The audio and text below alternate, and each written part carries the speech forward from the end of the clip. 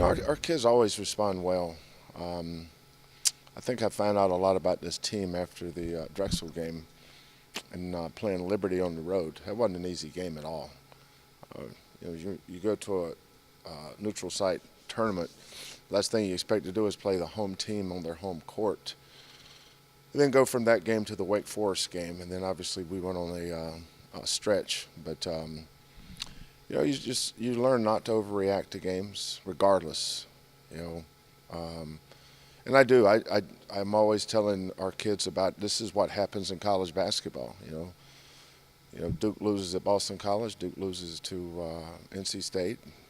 They don't lose at home because they've got such a great home court advantage and they got great players. North Carolina loses to Warford. North Carolina loses. I mean, you're going to lose games. So, and I can go in every league. Um, Arizona goes and loses at Colorado. Colorado had two great wins, Arizona and Arizona State. So it's just college basketball, and you make sure your kids know this is what happens around the country. So don't think you're doing something somebody else isn't doing. But you're right, Jeff. How you react to it is the key. It's not going to be our last loss. We're going to have other losses. That's just the way it is when you get in conference play and have to play good teams on the road. But this team's shown the resiliency to bounce back. Obviously, we may have put Chris Harris in a tough position on the road in that environment. That was tough for him. Um, but I like the way Noor played in spots. Val played pretty good off the bench in spots. Obviously, we like to have Breon healthy, but we don't. But the other guys got to play better, and I think we will. I think we're a good enough team that we can compete with just about anybody in this league. Um, and it's a tough league.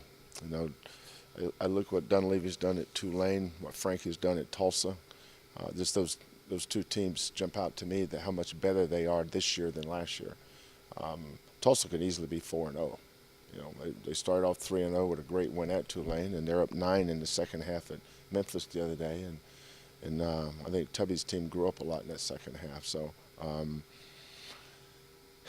Wichita State and Cincinnati are ranked. But I don't think they're going to go through the league unblemished. People are going to beat each other, but that's the way it should be. That's what happens in leagues. I remember, was it 2 years ago, Syracuse went to the Final Four and had 10 or 12 losses. It's just the way it is. You're going to get beat, but if you're a good team, you're going to win your share, and I think we'll win our share. Their strength is. You always look at teams' three best players. Who are the three kids that hurt you the most? And it starts with their point guard, Taplin. This is third year starting. Solid point guard. Good player. I don't think he's great at anything, but he's really pretty good at just about everything. The best player is Ito, kid that transferred from Rutgers a couple years ago. Presents a matchup problem because he can make threes and he can post up. And there's not a lot of fours in this league that can do that. And then Igbanu. I think he had 15 against Memphis the other day, and they're starting to go to him more.